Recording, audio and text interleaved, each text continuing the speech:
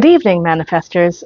Want to do something a little different today, which will be I'm basically going to take us through a live manifesting process. So you can kind of see how I would do it. I've got various tools next to me. I've got my computer, I've got my Bible, my tarot cards, and a pen and a notebook. And hopefully that's hopefully I won't need like more than that. I don't necessarily know um, what I'm going to need until I start. It's kind of an intuitive process for me. Might be different for you. So the topic that we're manifesting on today is how do I keep from getting like my job replaced by AI? And I'm probably not the only person worried about that in this timeline that we're on. So here we go. All right, universe. I'm worried about getting replaced by AI. What do I do? So what I'm doing is I'm going to kind of feel into this intuitively in my body, and just kind of do some breathing and see what may come up. If you want to teach yourself how to do something like this, honestly, the way that I started was just listening to. I used to record music off of my video games when I was a kid, and I would listen to it in bed, and it's like you listen to the music at a really low volume and start like the mind goes into this different kind of brainwaves, and I started seeing like visions and it'd be like planets, fun stuff like that. So if you want to try it, I would just go on YouTube and find like a meditation music video and just play that on like a low volume as you're like going to sleep or like just lie down, relax with your eyes closed. And you will begin to see, like when you get in a certain level of relaxation, which is kind of like the right before you fall asleep level, you'll begin to see, you might hear, but you may get some kind of messages. So that is one way to do it. So we're going to do that right now. So universe, bring me what I need to know here about trying to avoid getting replaced by AI. All right.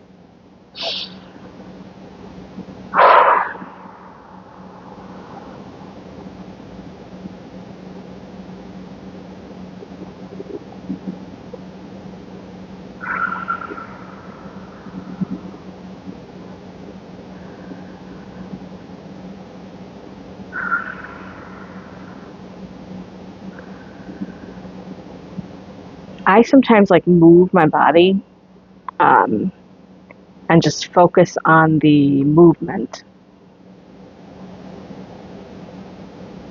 And this might be really annoying to watch, but we're going to do it.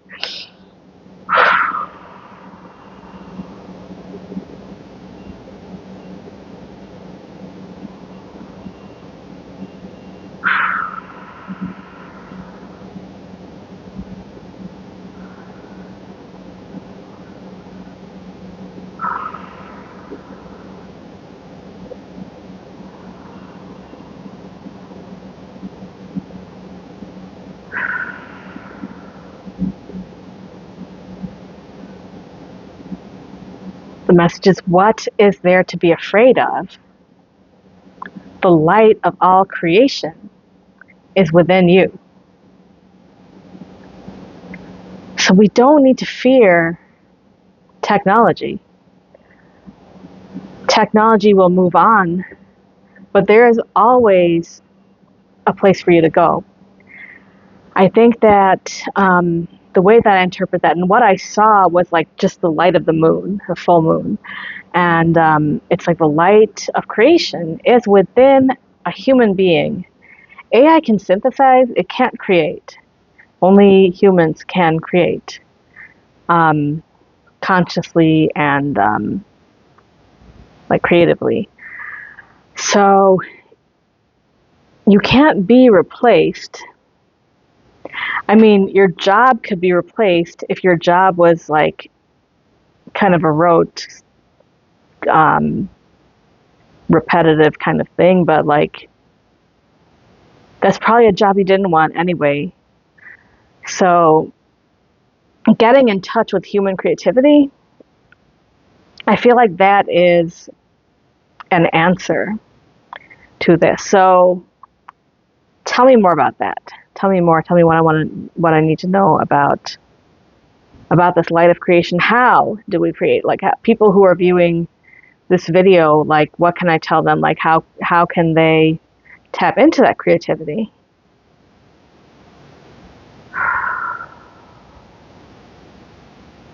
The creativity lives in the human body. I mean, we might say it's in the mind, but it also lives in the body. Getting and staying in contact with the body can give us more access to that wellspring of creativity that is within us. On the chakra system, the creativity is from the second chakra, which is like in your like below your belly button, a couple inches below, a couple inches inside that area of the body. But I'm feeling it in the solar plexus area right now, which is like your identity, your power, and creativity can be power. It may affect the heart chakra with the emotions as well, the throat chakra with expression, the third eye with the intuition. Of course, then there's the root chakra, which is the survival mode, and the crown chakra, which is the divine connection. So being in touch with our bodies, that's another thing that a computer can replicate, like what it has seen humans do, but we have the experience of the human body. We have the experience of being human. The creativity comes from there. And I feel like you can always tell. Even like if something's really well written by AI, like I don't know, like there's a human element that I don't think is replaceable. And I think that as the world becomes more flooded with AI content, that we will be looking for something with a human touch. We'll always crave that human touch. So there is that. All right, what about some practical ways to prepare? How do we prepare for a world which is more and more run by computers, in which the people who have all the power are just trying to cut the costs, and they're going to push you out just to cut costs. So that if you're thrown off of the payroll of somebody who has the money to pay people, what do you do? What are we doing? What are we going to do? So there's that question.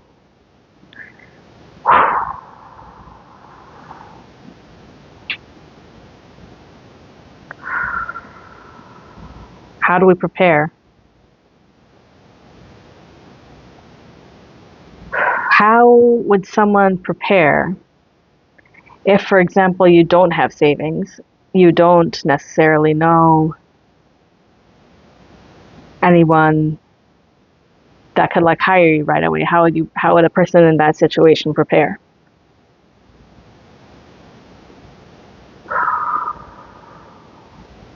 Because it's one thing to have the creativity, be in contact with it, but when the bills have got to be paid, it can be difficult to, and plus, like, being in contact with the creativity doesn't necessarily mean that you know what to do with it to bring in some money immediately. So that's my question. How does someone prepare if you need to bring in money immediately?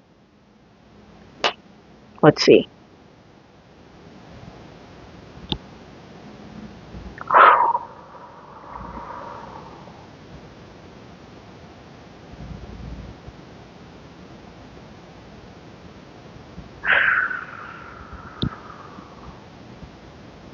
Well, the money lives in the same place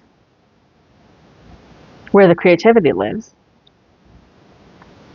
the money lives in the same place. Not like there's dollar bills inside your body, but the source of all things is within you.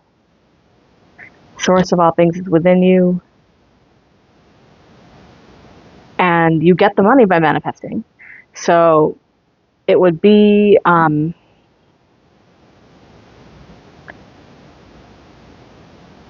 like the process and the science of getting rich, where you think of it. You think about, I don't know if you wouldn't think about the amount of money that you need, or to think about what you need the money for, and that problem being solved. I think that's where I would go with it. So for example, if, like, let's say you're short on money to pay your rent or your mortgage this month. So what we would do then is just, what I would do is like envision myself writing up a check. I don't write checks anymore, but I envision myself writing a check. Maybe you don't know what writing a check is because you're like younger. Maybe you can envision yourself, I don't know, sending a Zelle to your landlord, something. But envision yourself like sending off that money, and that it's paid, and that you feel good. You feel like you're in, yeah, like that's already taken care of. And then feeling in that vibration that the bill's already taken care of, then I'm going to go about my day and go about my business, do my business. And then every few, like when I have a free moment, I'm going to visualize the bill being paid again. So that would be how I would do it if I needed the money right away. Now I might, like, if I had reached out intuitively and got something else, sometimes I would get, and this happened recently, that it told me to make an offering. And so I sent some money to an organization. I can't remember where I sent it, but I sent the money to the organization, and then it was like that day or the next day I got the idea of how to solve, there was a work problem that I needed to solve.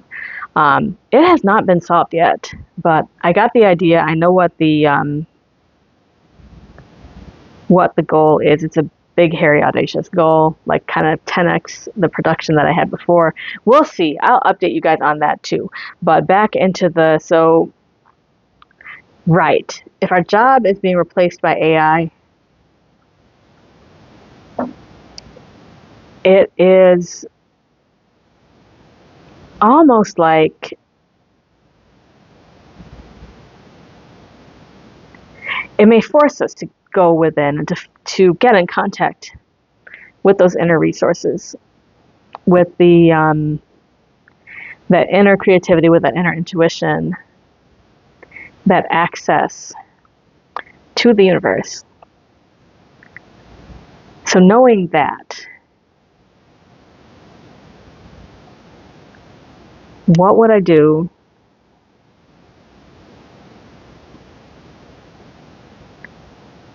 How might a person,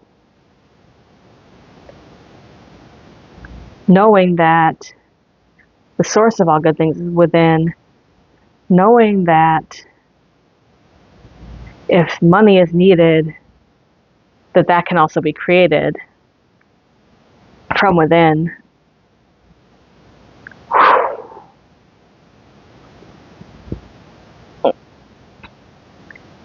What would be the long term? What will be the long-term goal? And I'm trying to make this general, but intuitive advice is often not general. So you might hear me say something, but you probably want to get that clarity and that answer for yourself. So you can always go into the process on your own. So let's say someone is worried about their job being replaced by AI. We know that the human creativity is going to be is desirable, is irreplaceable, but like, I mean, how would I in particular, if I were that person, what skill do I have? Like, what do I have that no one else has? Let's say that this is somebody who's been in a toxic work environment, who has not really received encouragement, and so you don't even know like what your skills are, what your talents are. How might I find that out?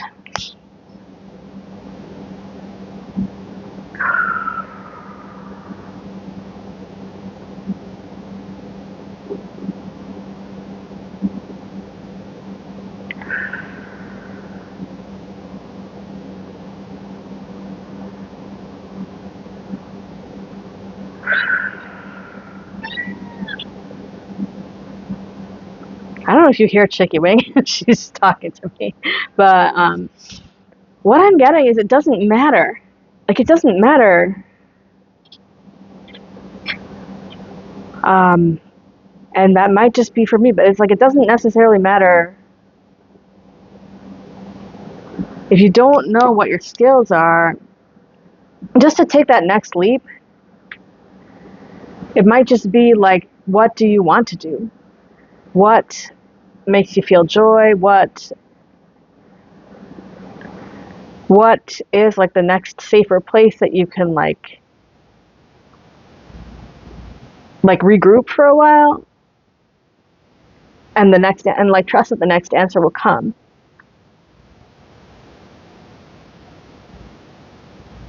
So this could be a process. So this is like a couple levels, because this could be telling you like what to do if you're worried about getting replaced by AI, but it's also telling you like how to access that information within yourself. I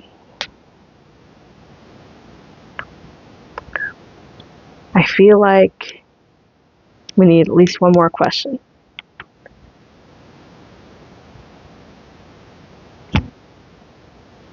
If I were to take that next step,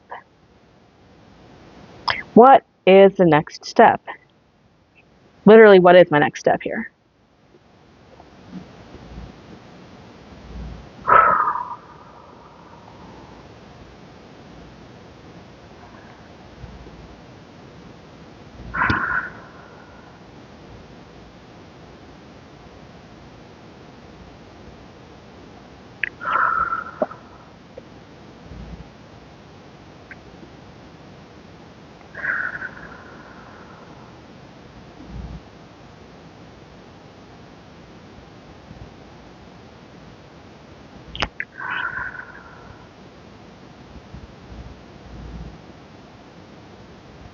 There is some trauma, some past situation trauma that needs to be addressed. Yeah, this is getting personal now. Good times. All right, let's talk about this trauma. I'll share it with you guys. Whatever. Whew, okay. We have getting more than we signed up for. I may, and I don't know if I will or not, I'm going to have this up on YouTube, but I may take it down and put it into a paid product if I create one. I do not know if I will or not. Just so you guys know. So, okay, let's get into this trauma situation. It's like the minute you think that you have like addressed all your trauma, like, no, I haven't. So great. And this is about being, honestly, for me, this is me feeling my age. I'm not in my 20s. I'm not in my 30s either. So, and I'm feeling it. And like, because what's happened to like a lot of people I know have been like pushed out of employers like after you hit a certain age, and I am like of that age where you got pushed out. So, but my trauma is not about like being in your 40s. My trauma is about being a little girl, like being a little child, and one day my parents loved me, and the next day I had a sibling and they loved them more. So like, I felt like I've dealt with that already, but apparently not. It's still living here. It still needs to be addressed. Universe, how do we address this stubborn bit of trauma that we have going on?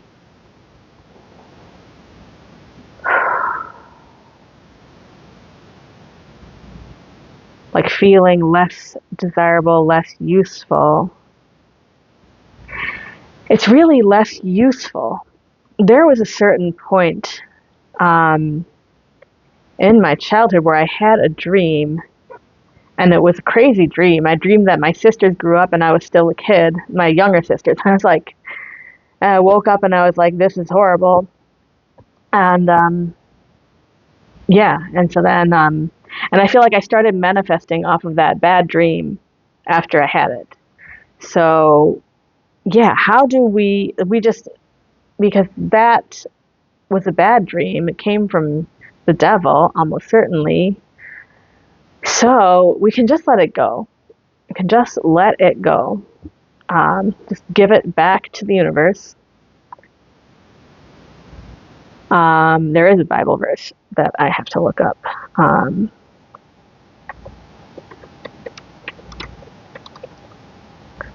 Cast your cares on him, for he cares for you. It is 1 Peter 5. 1 second.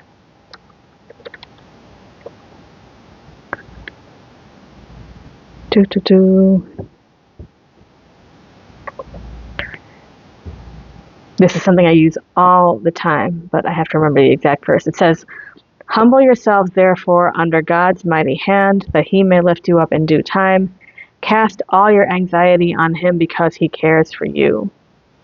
When you think about it, if there is a benevolent force in the universe who cares about you, who cares about you individually, and literally is willing to have you put all your anxiety on him, on the universe, on the goddess, on God, what is there to worry about? What is there to worry about? Cast all your anxiety on him because he cares for you. Wow. That that really answers it. That really answers everything about the question. I mean, when they wrote the Bible, they didn't know about AI, like robots, but like that still applies. Humble yourself, therefore, under God's mighty hand, that he may lift you up in due time. You trust God, trust the universe. And when it says humble yourself under God's mighty hand, it doesn't mean like God's going to slap you around. It means like stop trying to drive the car when there's already the driver who knows where they're going. Like, let God drive. So there you go. I hope that this has been helpful. And if it is, please like and subscribe. Let me know in the comments. And if it isn't, then hope you find someone else's videos that will be more helpful. Happy manifesting, and God bless you all, and universe bless you.